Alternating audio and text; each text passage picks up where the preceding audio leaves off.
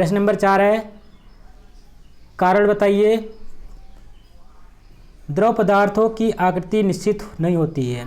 जो द्रव पदार्थ होती है उनकी आकृति क्यों नहीं निश्चित होती है, तो इसके बारे में इसका कारण हमें बता के लिखना है। तो हम लिखेंगे द्रव के जो अणु होते हैं ना दूर दूर होते हैं तथा अणुओं के बीच का आकर्षण बल कम होता है। इन कारण द्रव के पदार्थों की जो आकृति है निश्चित नहीं होती है। अगर इनके बीच अगर आकर्षण बल होता है तो कहीं ना कहीं ये बांधे रहते हैं और जैसी इनकी आकृति रहती है वैसे की ऐसे बनी रहती है। पर इनके जो कण होते हैं थोड़ा सा दूर दूर होते हैं, तो जिससे बर्तन में आप डालते हैं उन्हीं की आकृति ले लेती है। पर इनका आयतन से वही रहता है, आयतन नहीं चेंज होता है, जितना भी लीटर पानी है उतना रहेगा। लेकिन इनकी आकृति अगर आप डिब्बे में डालते हैं, मतलब कि आप गिलास में डालते हैं तो गिलास की आकृति वाला शेप इसका बन जाएगा। अगर आप इसको कटोरी में डालते हैं तो आप कटोरी में बन जाएगा। परखनली में डालेंगे परखनली से बन जाएगा। जिसमें जिस प्रकार से डालेंगे उसी का शेप लेता चला जाएगा। तो कहीं ना कहीं कह सकते हैं कि जो द्रव के अणु होते हैं दूर दूर होते हैं और अणुओं के बीच जो आकर्षण बल होता है कम होता है। गैस में तो ना के बराबर होता है, जबकि ठोस में सबसे अधिक होता है आकर्षण बल, इसीलिए उनका आकृति और आयतन कभी भी चेंज नहीं होता है। प्रश्न नंबर ख है, जल से भरा गिलास खाली गिलास की अपेक्षा भारी होता है। अब जाहिर सी बात है कि जल अगर हम किसी गिलास में जल भर देते तो भारी रहेगा और खाली जो गिलास रहेगा वो हल्का रहेगा। पर इसका हमें साइंटिफिक यानी कि विज्ञान की रीजन में इसका जवाब देना है। तो उत्तर में लिखेंगे जल से भरा गिलास व खाली गिलास दोनों का आयतन समान होता है। जल के अणु निकट होने के कारण जल से भरे गिलास में गिलास के साथ जल का भी भार होता है।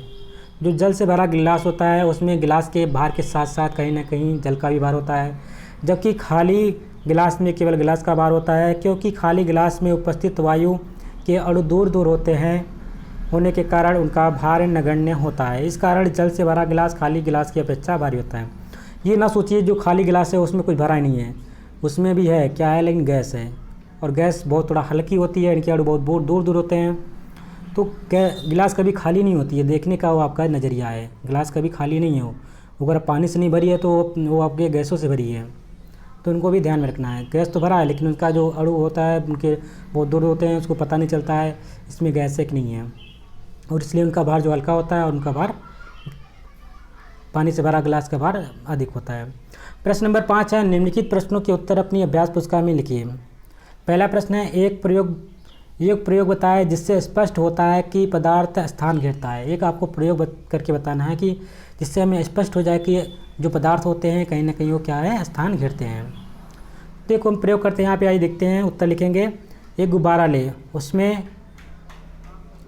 फूंक द्वारा, यहाँ पे लिख लीजिए फूंक द्वारा हवा भरे।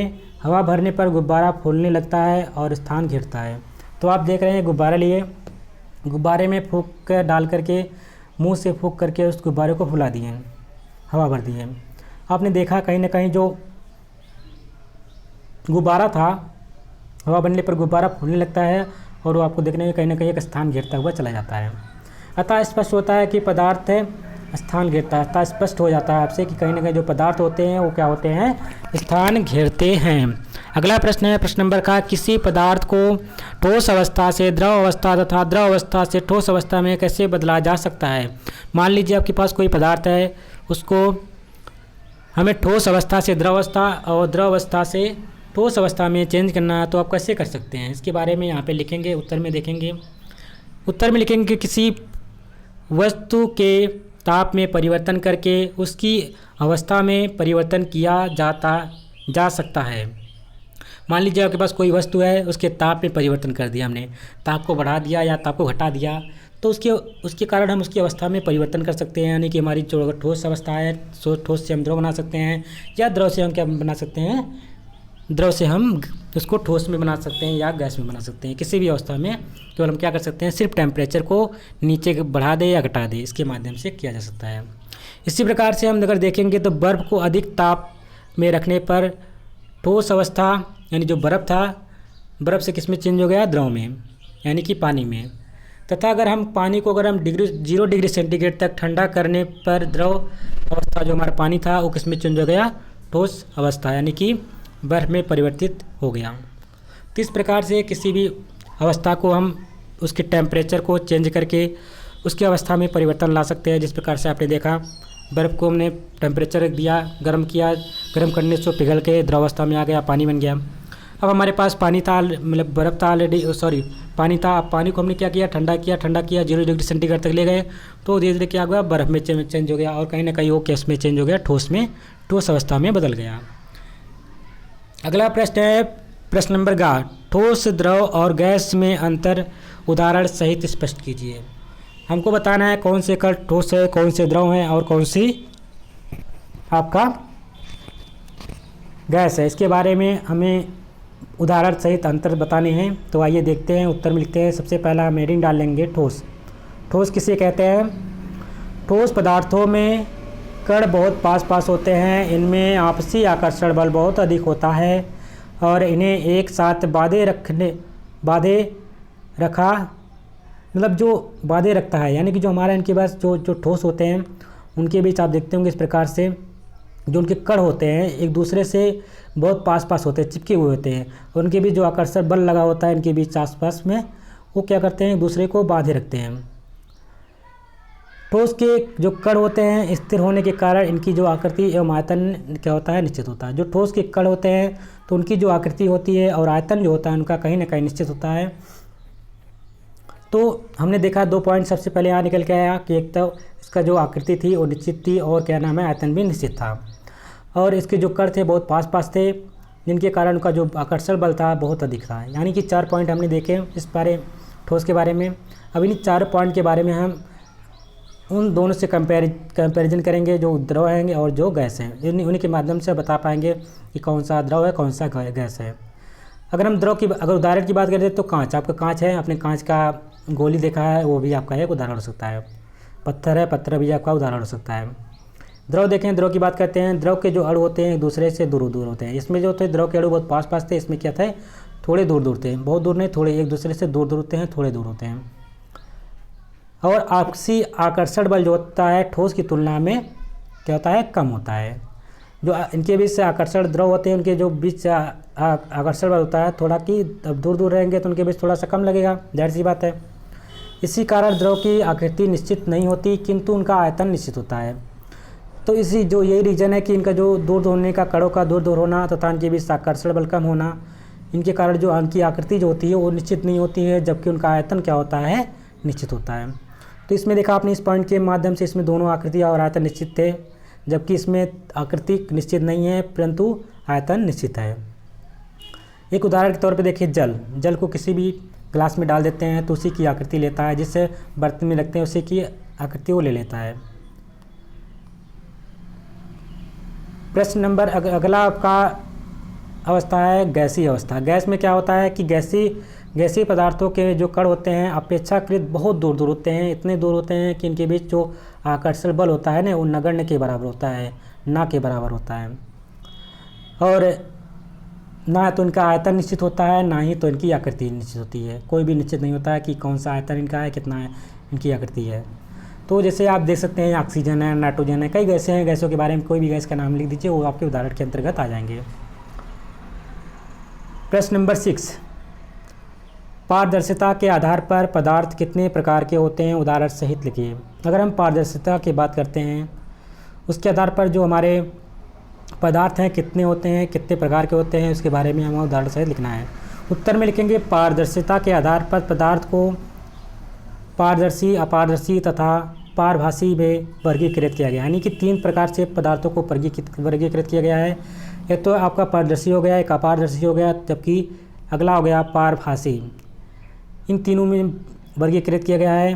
पारदर्शी में आप जान सकते हैं कि क्या होता है कि एक वस्तु हम आर पार देख सकते हैं, जैसे आपका ग्लास होता है। अपारदर्शी होती है जिसमें हम आर पार नहीं देख पाते हैं, जैसे दीवार आपका है या लकड़ी का कोई चीज़ बना हुआ है तो उसके माध्यम से हम आर पार नहीं देख सकते हैं। अगर पारभासी की बात करते हैं जिसमें हम आंशिक रूप से देख पाते हैं, जैसे कि अगर हम कोई कागज़ है, कागज़ को मिट्टी के तेल में डुबो देते हैं तो उसमें अगर हम देखते हैं तो थोड़ा सा आभासी यानी कि हल्का यानी धुंधला हमको दिखाई देता है, इस प्रकार से हम बोलते हैं उसको पारभासी। तो पारदर्शिता के आधार पर यहाँ पे पदार्थों को 3 भागों में बांटा गया है। पहला तो आपने देखा पारदर्शी, दूसरा देखा अपारदर्शी, जबकि तीसरा है पारभासी। इनके बारे में आप अपनी कॉपी में नोट कर लीजिएगा।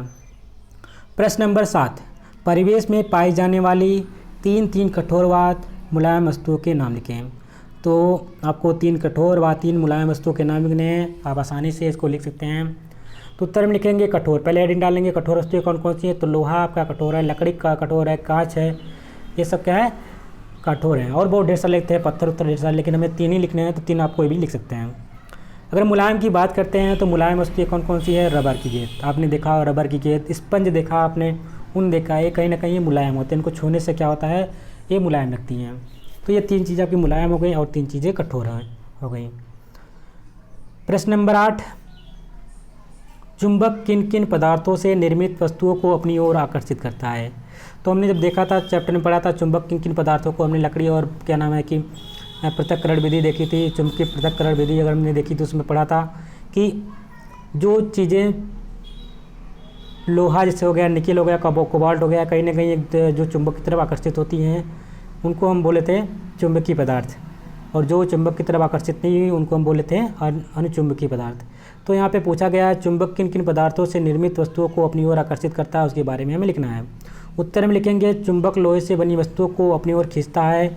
लोहे के अतिरिक्त चुंबक किसको और खींचता है, निकेल होता है आपका, कोबाल्ट जैसी अन्य धातुओं से बनी अल्प लोग यहाँ पे अल्प धातुओं से बनी वस्तुओं को अपनी ओर आकर्षित करता है।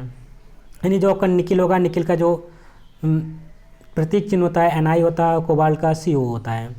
तो जो आपका निकिल है, कोबाल्ट है, ये दोनों कहीं ना कहीं इनके बीच भी थोड़ा सा धातुओं की प्रॉपर्टीज होती है, तो ये चुंबक की तरफ ये भी आकर्षित होते हैं। एक तो लोहे से बनी वस्तुएं और दूसरी है हमारी निकिल और कोबाल्ट से। 3 चीज़ों को आपको याद रखना है, चुंबक किन 3 चीज़ों को अपनी तरफ आकर्षित करता है। प्रश्न नंबर 9, प्रश्न नंबर 9 में पूछा गया है अपने आसपास दिखाई देने वाली वस्तुओं को पारदर्शी, अपारदर्शी तथा पारभासी में चिन्हित कर उनकी सूची बनाएं। इस प्रकार से आपको एक कॉलम बना लेना है, इसमें लिखना है क्रम संख्या, इसमें लिखना है वस्तु का नाम, इधर लिखना है अपारदर्शी, इधर लिखना है पारदर्शी और इधर लिखना है पारभासी। पहला है क्रम संख्या में पहला नंबर है चमड़ा।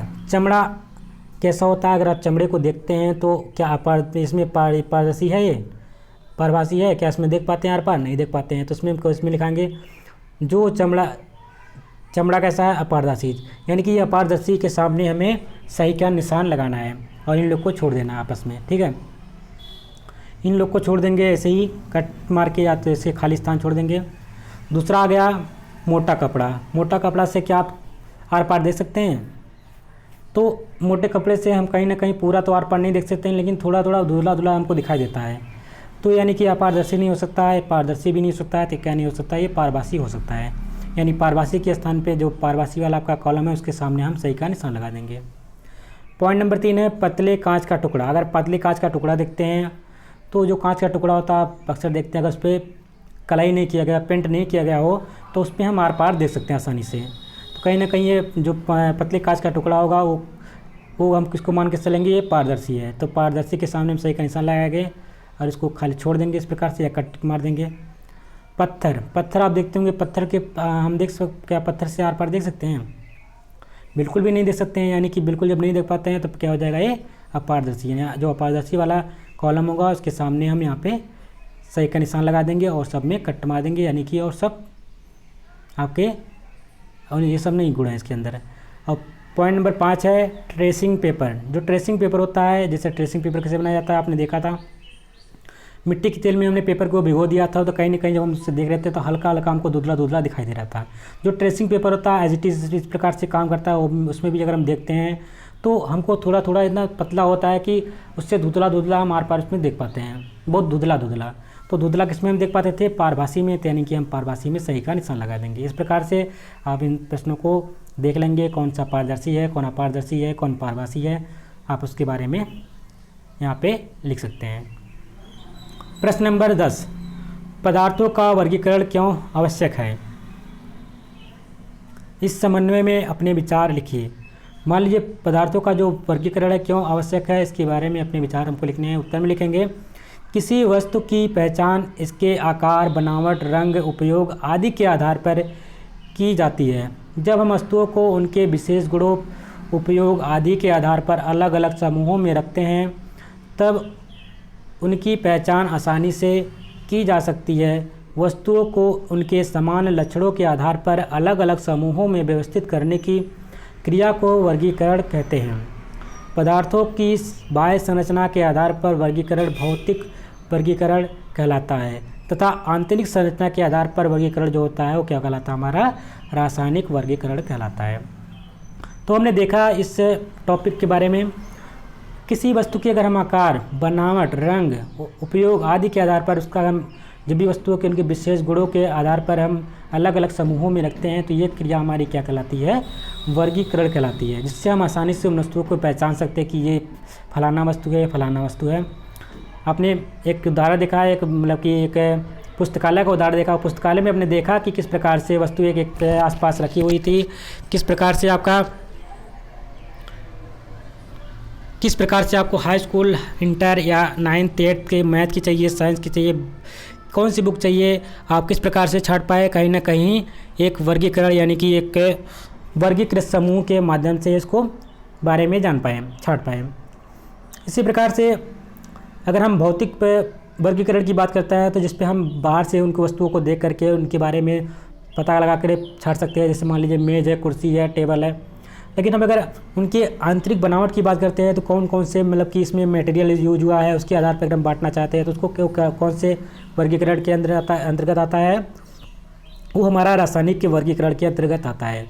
बाह्य की बात हुआ तो भौतिक के वर्गीकरण हो गया, और अगर अंदर की बात हुआ है, आंतरिक की बात हुई तो हमारा रासायनिक वर्गीकरण हो गया। ये चैप्टर आपका यहाँ पे कंप्लीट होता है।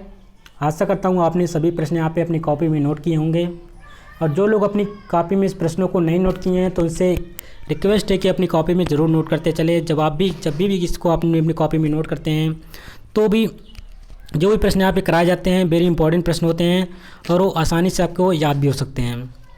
एक दो बार अगर अपनी कॉपी से आप रिवीजन कर लेते हैं तो इन सब प्रश्नों को बहुत रटने की आवश्यकता नहीं पड़ेगी, क्योंकि हर चीज़ यहाँ पे समझाया गया है। आप पार्ट 1 पार्ट 2 में जाके देख सकते हैं हर चीज़ों को, वहाँ पे विथ फिगर के साथ आपकी जो बुक है उसके साथ ही समझाया गया। आपकी जो बुक है सेम टू सेम वही एज इट इज़ आपको हर एक शब्द को, जो भी इम्पोर्टेंट क्वेश्चन थे उसको वहाँ पे बताया गया है।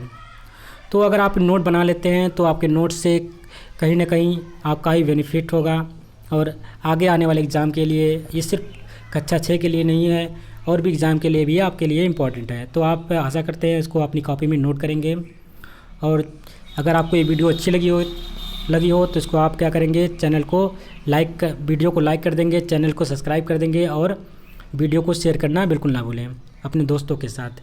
और हो सके तो बेल आइकन को दबा दीजिएगा, जब भी हम नया वीडियो डालते हैं तो उसकी नोटिफिकेशन आप तक पहुंच पाती है, और आसानी से आप उस सब्जेक्ट के बारे में पढ़ सकते हैं। अगर हाँ आपको कोई भी सब्जेक्ट के बारे में जानकारी चाहिए, कोई भी सब्जेक्ट पढ़ना है तो कमेंट बॉक्स में कमेंट करके बोल सकते हैं कि सर ये सब्जेक्ट हमको पढ़ना है।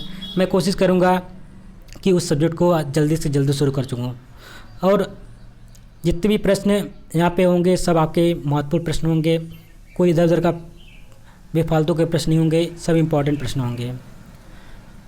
Thank you. जय हिंद, जय भारत।